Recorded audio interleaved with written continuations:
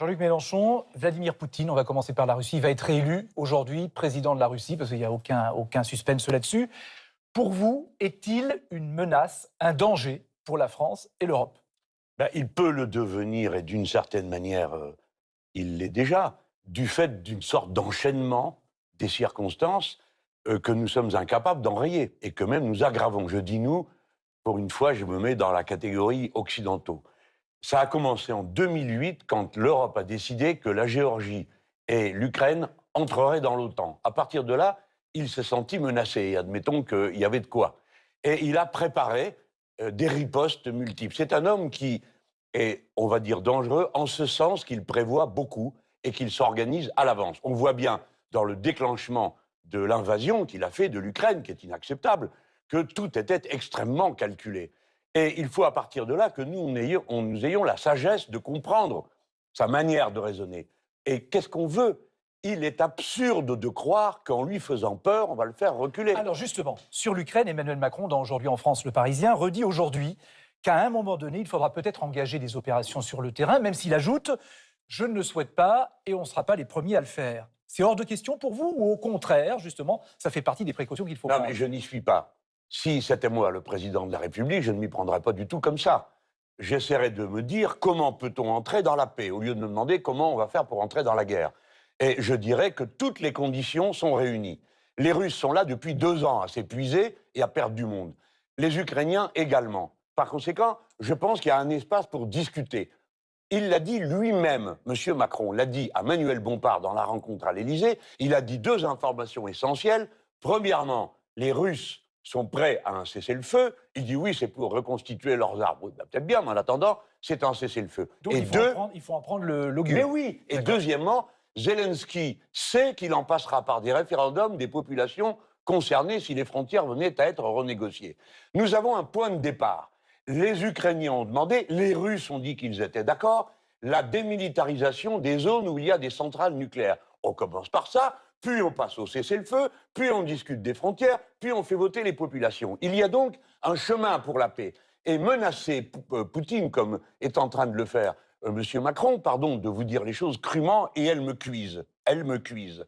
Nous ne sommes pas en état d'affronter la Russie. Nous ne sommes pas en état. Et la Russie, je le redis à ceux qui n'ont jamais lu un livre d'histoire, et à ceux qui l'ont lu pour le leur rappeler, personne ne peut vaincre un pays qui est sur 7 fuseaux horaires et qui a déjà vaincu aussi bien Napoléon que Hitler. Et puis quand vous dites qu'on n'a pas les moyens, vous voulez dire que la défense, notre armée n'est pas prête? Mais non, nous ne sommes prêts qu'à une chose, ça il faut le dire. Nous sommes prêts à une chose, la guerre nucléaire. Et tout le système français repose sur la dissuasion. Enfin, réfléchissez, vous vous imaginez quoi? Que la Russie va nous envahir, traverser 6 pays pour venir envahir la France? Ça n'existe pas. Il y aura donc directement des frappes, d'abord depuis l'espace, qui couperont l'électricité, qui saboteront tout, et puis ensuite c'est la guerre. Alors, il y a eu quand Parce même... que c'est la doctrine française. Alors, il y a eu un moment important mardi à l'Assemblée nationale. On a vu les députés de la France insoumise et du Parti communiste qui ont voté contre Oui. l'accord de sécurité entre la France et l'Ukraine. Le RN s'est abstenu. 2 oppositions, 2 stratégies. Mais Emmanuel Macron vous met, j'allais dire, dans la même classe en disant, dans tous les cas, c'est des défaitistes. Qu'est-ce que vous lui répondez? Bon, que c'est pas sérieux, enfin c'est de la petite popole politicienne.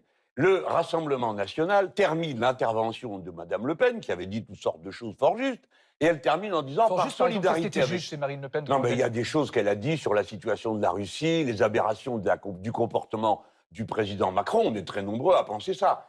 Mais après, elle dit, alors en solidarité avec l'Ukraine, je m'abstiens pour laisser passer le texte. Si vous pensez que c'est de la solidarité avec l'Ukraine, faut le voter. Nous pensons le contraire. Pourquoi? D'abord, on nous demande de voter en faveur d'un texte qui est déjà signé et qui permet à Emmanuel Macron et à lui seul de décider si on envoie du monde à terre ou pas sur le terrain. Deuxièmement, cet accord prévoit que l'Ukraine entrera dans l'OTAN. Ça veut dire qu'il n'y a aucune paix possible avec la Russie. Et troisièmement, l'Ukraine va entrer dans l'Union européenne. Ça veut dire que c'est à notre détriment, à nous les Français, qui seront écrabouillés par l'agriculture, notamment ukrainienne. Alors attendez, pardon, non, mais parce que vous parlez supportez qu'on aille au bout. Non, mais si ce n'est pas l'intérêt du pays, alors on vote contre. Alors, ils transforment ça en c'est les partisans de la défaite. Mais pourquoi serions-nous partisans de la défaite? Il ne l'a pas dit, il devrait le dire. Pourquoi? Parce que c'est une manière de nous accuser d'être poutiniens. C'est grotesque. Alors, justement, Le débat sur la guerre ou la paix mérite mieux que des injures. mais sur l'agriculture, parce que ça a été au centre du salon de l'agriculture, là, le mois dernier, sur les accords douaniers qui favorisent l'importation de céréales ukrainiennes, de poulets ukrainiens. Cet accord a été prolongé. Faut-il le maintenir? Bien sûr que non.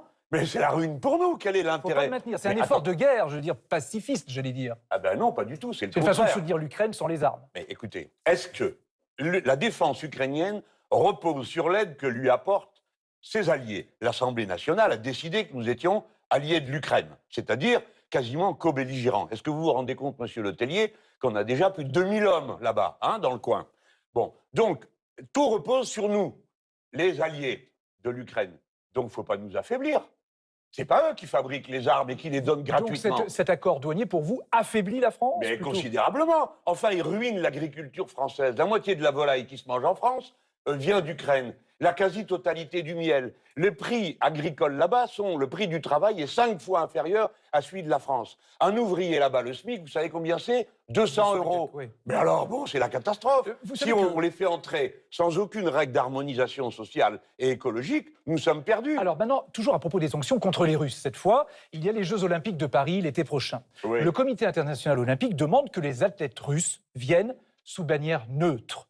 Est-ce une bonne décision, selon vous? Bah, s'ils ont pensé que c'était ça qu'il fallait faire, ils Oui. ont des raisons. Attendez, moi, je ne suis pas assez pointu dans le domaine du sport, mais il y a une chose que je sais, c'est que si vous mettez une norme, alors elle s'applique à tout le monde. C'est-à-dire? Si les Russes viennent sous bannière neutre, alors le gouvernement de M. Netanyahou et les athlètes israéliens, qui sont des athlètes d'un pays qui commet un génocide, doivent aussi venir sous une bannière neutre. Alors ça leur permettra de faire du sport, mais ça permettra de montrer au monde entier qu'il n'y a pas deux normes. Parce que vous savez ce qui se passe dans le monde entier, tout le monde pense qu'il y a un double standard. Et nous, ils nous mettent dans la catégorie Occident, menteur à double face.